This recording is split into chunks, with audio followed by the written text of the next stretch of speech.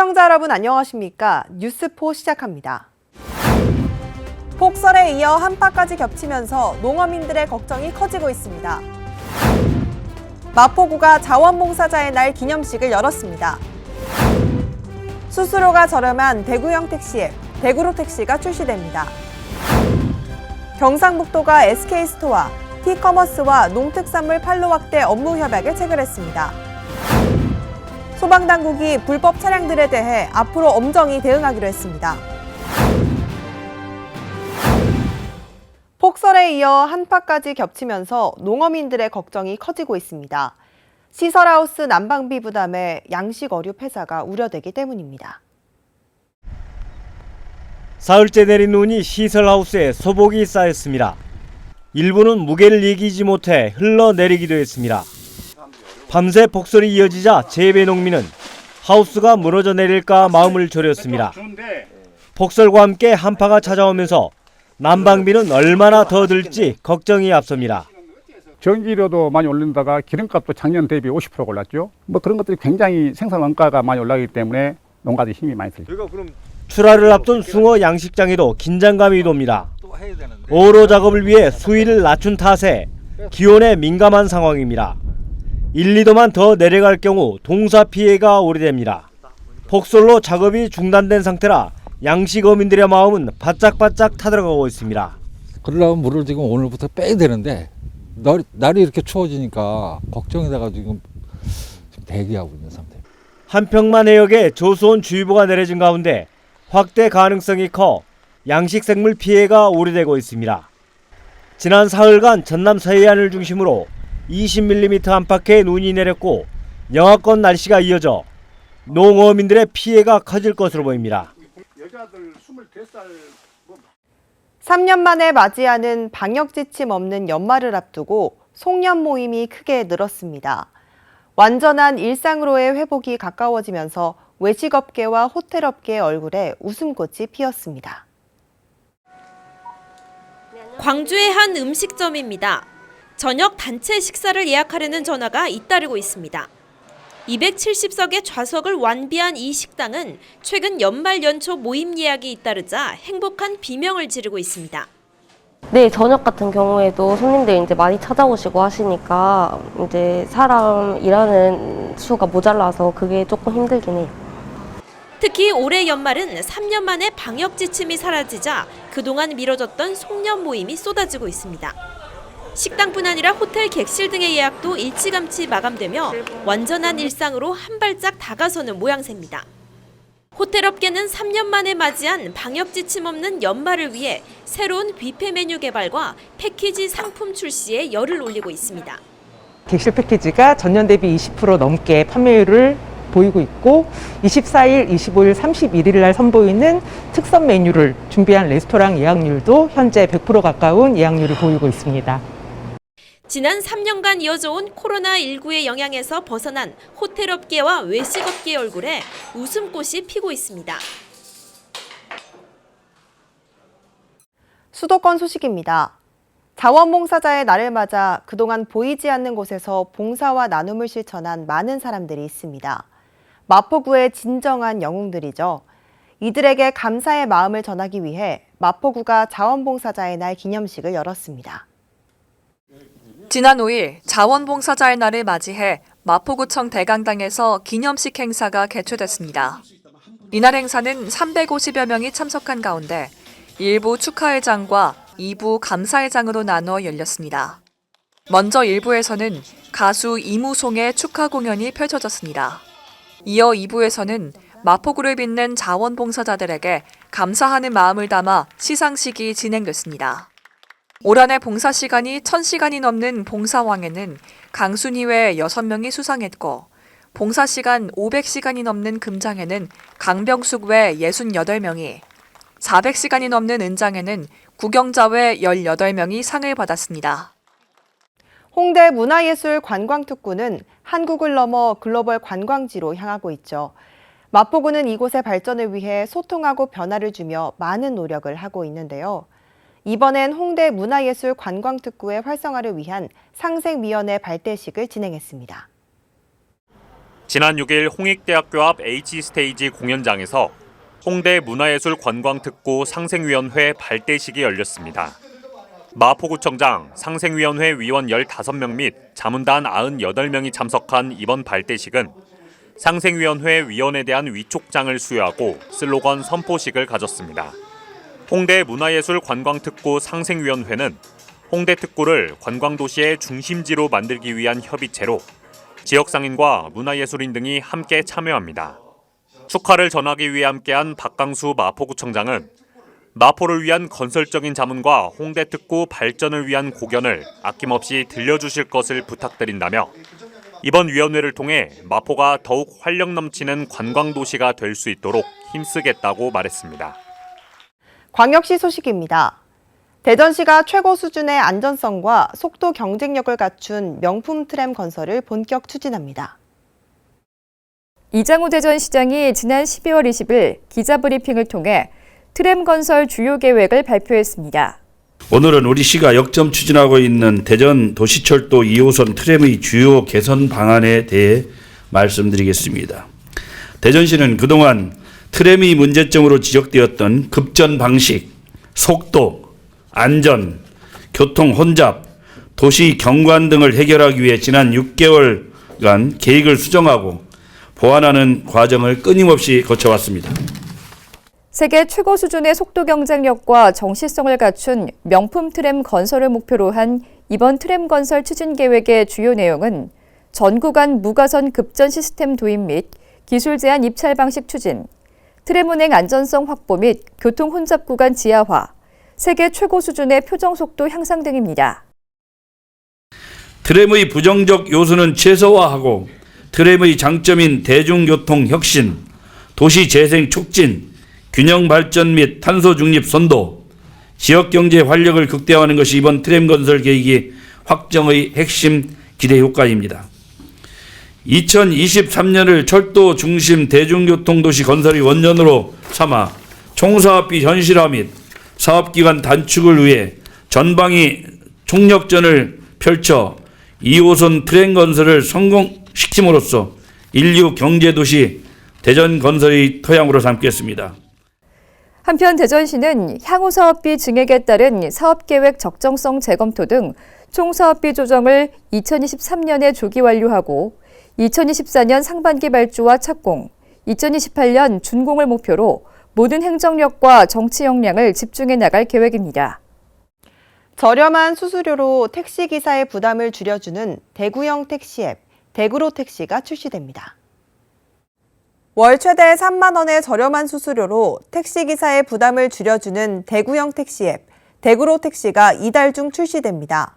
대구로 택시 앱은 기존 배달앱 기능 중심의 대구로에서 사용하거나 대구로 택시 앱을 내려받아 쓸 수 있습니다. 특히 중파, 대백 등 대구 시민들이 관용적으로 사용하는 명칭 검색이 가능하고 이용자가 자신의 택시 이용 정보를 최대 3명에게 문자 메시지로 전송하는 안심 귀가 서비스 등의 기능도 탑재했습니다. 한편 지난 14일 기준 2,260대의 택시가 대구로 가입 신청을 마쳤고 업계에서 판단하는 플랫폼 경쟁력 확보 기준이자 출시 전 목표였던 1,500대를 훌쩍 넘겼습니다. 강원도 소식입니다. 평창군 용평면 남녀 새마을 지도자 협의회는 지난 14일 이웃돕기 기금 마련을 위한 희망 사랑 나눔 1일 찻집을 열었습니다. 1일 찻집은 지역 내 소외된 이웃에게 관심을 높이고 함께 살아가는 사회 분위기를 조성하고자 마련했으며 새마을 지도자 협의회 회원들은 전날부터 준비한 다가와 따뜻한 차를 정성스럽게 대접했습니다. 이날 1일 찻집에는 지역 내 각 기관 단체들이 참석해 정성과 훈훈한 사랑이 느껴지는 다과를 맛보며 어려운 이웃을 돕기 위한 작은 정성을 보태며 온기를 더했습니다. 이번 행사를 통해 얻은 수익금은 관내 이웃 돕기를 위해 전액 기탁할 예정입니다. 정유진 용평면장은 더불어 사는 지역사회를 만드는 데 새마을 지도자협의회 회원들이 항상 적극적으로 활동해 주셔서 감사드린다며 앞으로 주변 이웃을 돌보고 따뜻한 지역사회를 함께 만들어 나가겠다고 전했습니다. 횡성군이 군청 소회의실에서 관내 음식점 가운데 모범업소로 지정된 33곳을 대상으로 2023년도 모범업소 지정증 수여식을 개최했습니다. 모범업소는 소상공인 위주로 우수한 일반 음식점을 모범업소로 발굴, 지정, 지원함으로써 지역 소상공인의 외식 문화를 활성화시키고 식품 적객업소의 위생 개선과 서비스 수준 향상을 도모하며 낭비적 인식 문화를 개선하는 등 녹색 음식 문화 조성 기여를 목적으로 하고 있습니다. 2023년도 모범업소는 재지정 30곳과 신규 지정 3곳을 포함해 모두 33곳이 지정됐습니다. 모범업소로 지정되면 모범업소 표지판을 음식점 입구에 부착하는 한편 상수도 및 지하수 요금 지원과 쓰레기 종량제 봉투 지원이 이뤄집니다. 충청도 소식입니다. 청주공항의 국내선 이용객이 사상 처음으로 300만 명을 넘어섰습니다. 역대 최대치였던 지난해 262만여 명과 비교하면 약 14% 증가한 수치입니다. 이는 코로나19 방역 조치가 완화되면서 여행 심리가 회복된 데 따른 것으로 분석됩니다.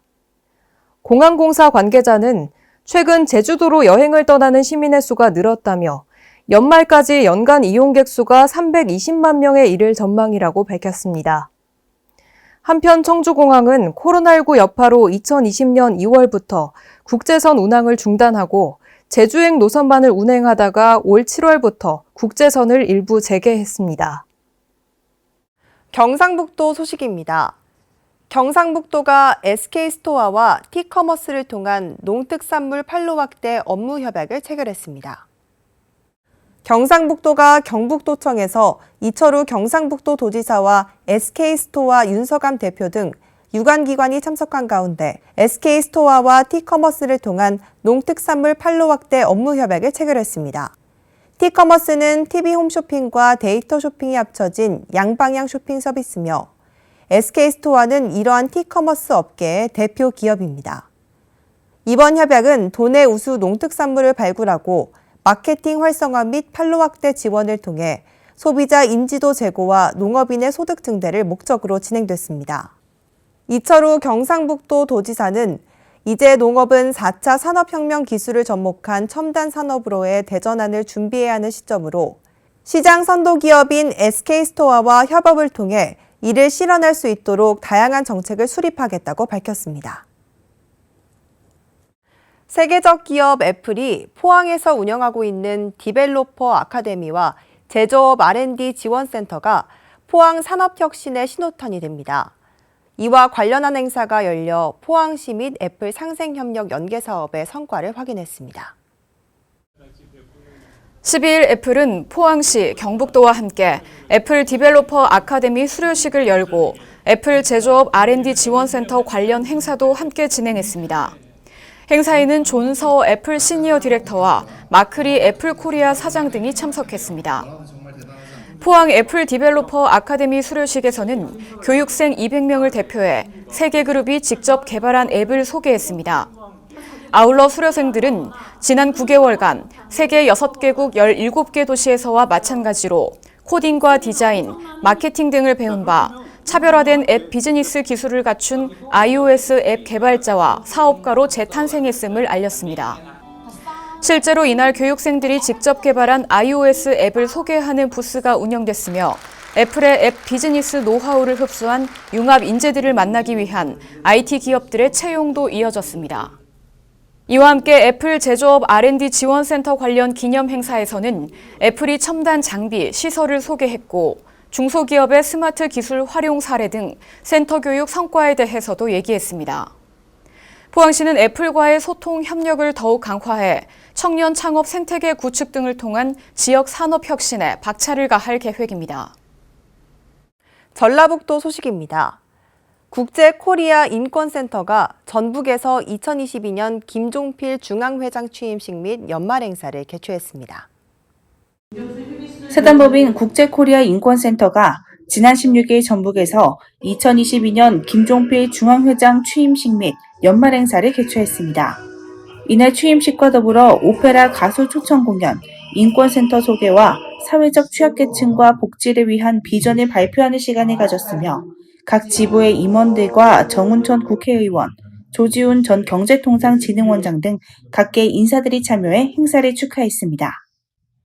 제가 이번에 사단법인 국제 코리아 인권센터의 회장으로 된 것을 무한한 영광으로 생각하며 앞으로 소외된 자들, 법적으로 보호받지 못하는 친구들, 이민자 및 탈북자, 청소년 및 노약자 이르기까지 봉사할 수 있는 기회를 만들어주셔서 너무너무 감사드립니다.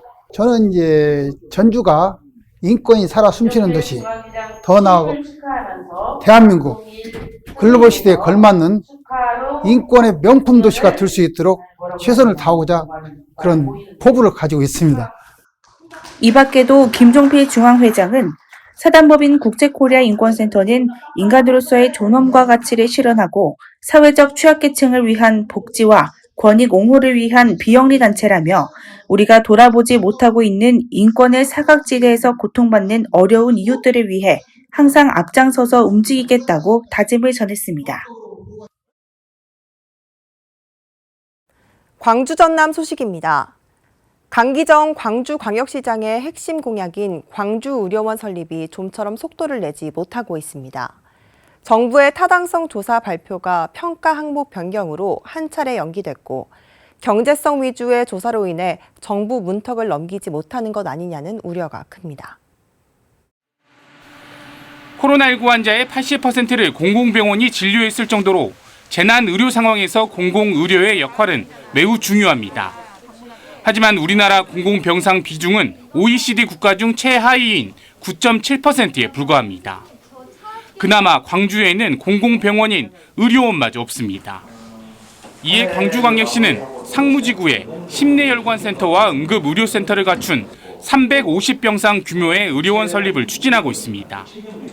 공공의료원이 광주에 없다라고 하는 것은 정말 크나큰 어떤 지역의 약점으로 작용이 되고 큰 지역 차별이 될 수밖에 없는 이런 사안입니다. 광주 의료원 설립의 관건은 기획재정부의 타당성 조사입니다. 의료원 설립의 편익을 따지는 신규 항목이 추가되면서 현재 재조사가 진행 중인데 비용 대비 편익이 정부 기준을 넘지 못할 것이란 전망이 우세합니다. 광주광역시와 지역 정치권은 전국 17개 시도 중 광주와 울산에만 의료원이 없다는 점을 강조하며 경제 논리로 의료원 설립을 재단해선 안 된다고 목소리를 높이고 있습니다. 공공의료를 경제 논리로 분석하는 조사는 결국 국민을 위한 공공병원은 추진하지 않겠다는 것에 불과합니다. 기재부의 광주 의료원 타당성 조사 결과는 내년 4월쯤 발표될 것으로 보입니다. 지난 2018년 소방 출동을 방해하는 불법 주정차 차량을 강제 처분할 수 있도록 하는 법안이 마련됐는데요. 하지만 실제 광주 전남에서 불법 주정차 차량에 대해 강제 처분이 이뤄진 사례는 한 건도 없었습니다. 민원과 보상 문제 때문인데요. 소방당국은 앞으로 불법 차량들에 대해 엄정히 대응하기로 했습니다.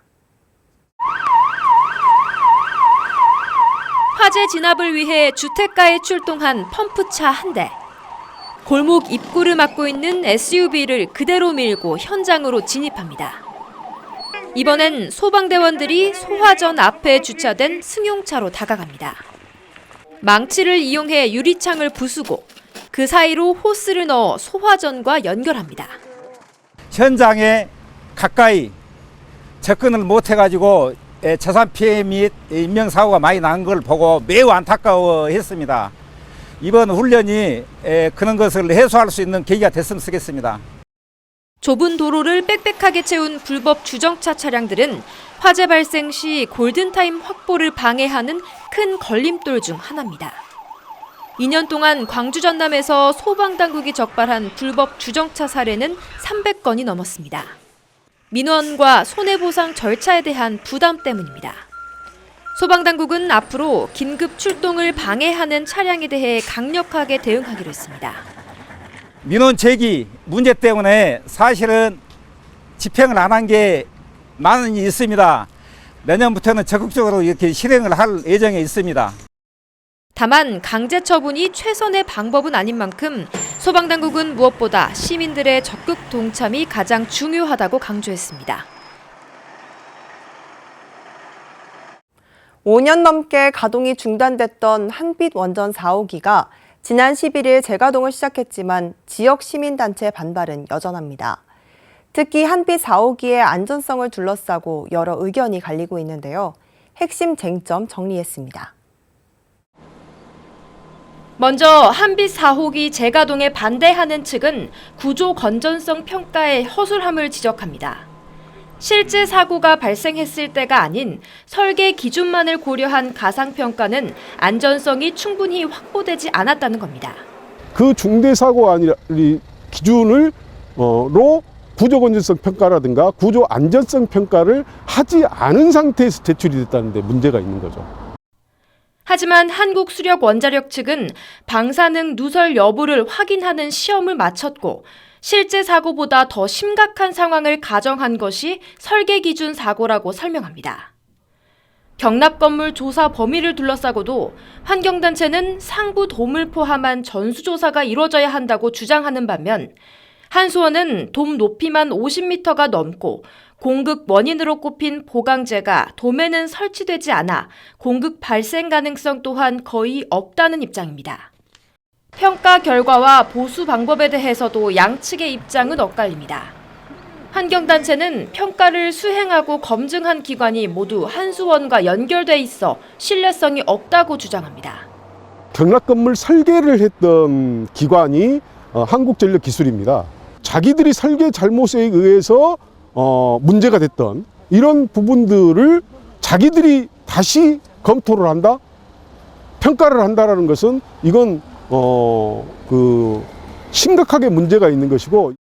반면 한수원은 지역사회가 추천한 전문기관으로부터 3자 평가까지 받았고 여기서도 안전성에 문제가 없다는 답변을 받았다고 강조합니다. 이처럼 한빛 4호기의 안전성에 대한 양측의 입장이 평행선을 달리면서 재가동을 둘러싼 갈등은 계속될 것으로 보입니다. 괴테는 이런 말을 했죠. 은혜를 잊는다는 건 항상 약점이 된다. 유능한 사람 중에서 은혜를 잊었다는 사람을 나는 이제껏 본 적이 없다. 라고 말했습니다. 우리는 살면서 자신이 베푼 은혜는 기억하지만 자신이 받은 은혜는 잘 까먹기도 하는데요. 한 해 동안 고맙고 미안했던 상대에게 마음을 표현하기 좋은 연말 연시인 만큼 감사한 마음, 미안한 마음을 전달해 보시는 건 어떨까요? 이상 뉴스 마칩니다. 시청해주신 여러분 고맙습니다.